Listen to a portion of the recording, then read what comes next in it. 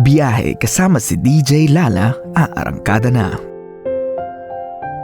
So eto na nga, ang ating biyahe sender of the night ay nagpadala ng kanyang sulat sa ating text line 0917-851-4329. So itago na lang daw natin siya sa pangalang Miss Heartache.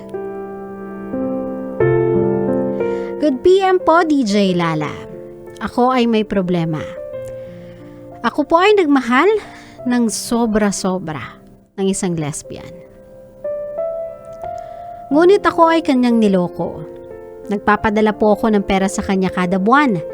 Nang magpunta ako sa kanila, nagkita po kami ng kanyang karelasyon. Hindi po naging maganda ang aming pagkikita. Ipinagpalit niya po ako sa bago.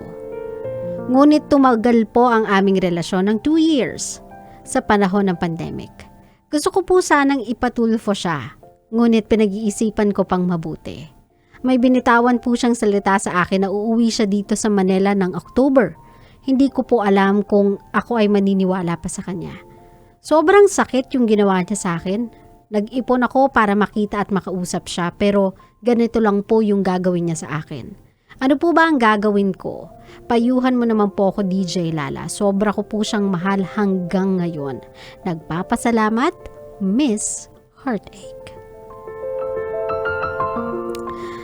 My love, ganito, no? Ang dami kasing ganyan eh. Yung kapag there's money involved, diba? Nagbabaka sakali tayo na there's a show, there's a person that can help us na i-extort.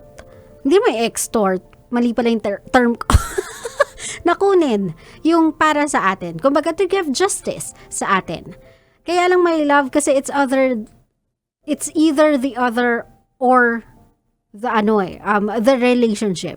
You cannot have both of it. Kasi kapag ginawa mo yung extra measures na yan, which is lumapit sa isang sikat na show, o diba, ibagsak na natin, lumapit sa tulfo, ipatulfo mo siya, you guys can never get back together after that.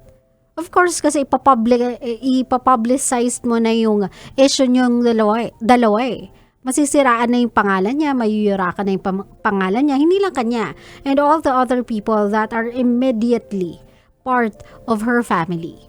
May lalagay mo na sila sa alanganin, may lalagay mo na sila sa limelight. So, think of ways that you can handle this issue in a manner na privately, and yet alam naman natin na effective. If you really think na kailangan niya ibalik sa'yo yung perang binigay mo sa kanya or pinahiram mo sa kanya, my love, file a case against her. Pero again, if you do this, you cannot have the other. And that is the dream of you and her getting back together.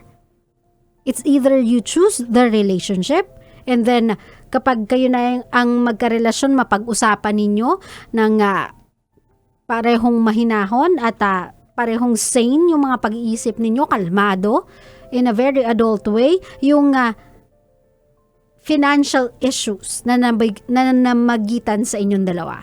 Pero if you are gearing towards the other way, which is to get your money now before decide on any relationship that you would want to have with her, I believe na after mo yung gawin, there is no more relationship to look forward to. Naintindihan mo ko, my love? These are the practical options that you have to address this issue. And let this be a lesson to you, my love.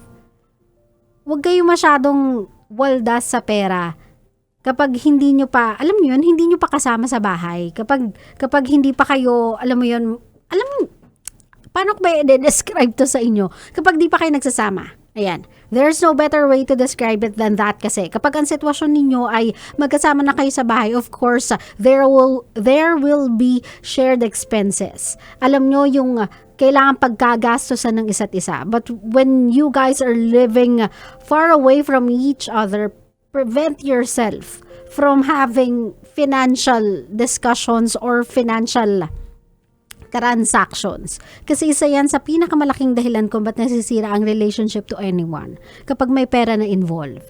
That is why you have to be responsible about it. Not just because you are wasting your money, but because you are putting that relationship at risk.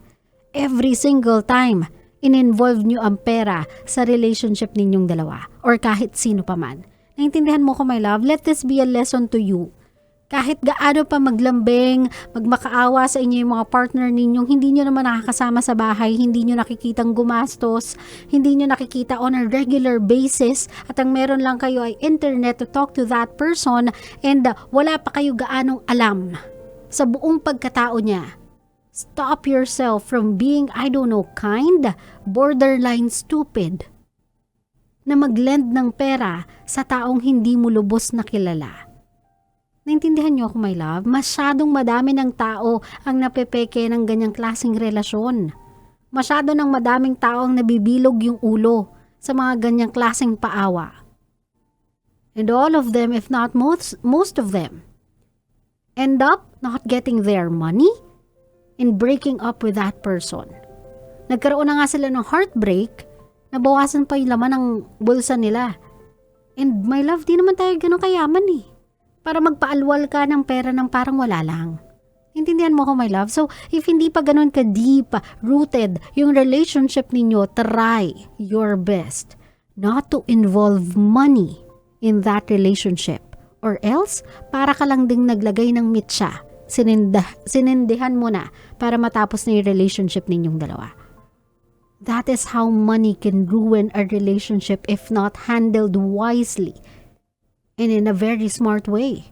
Kapag both of you are not yet fully equipped with the understanding na kung ano ba talaga yung pagkatao ng isa't isa.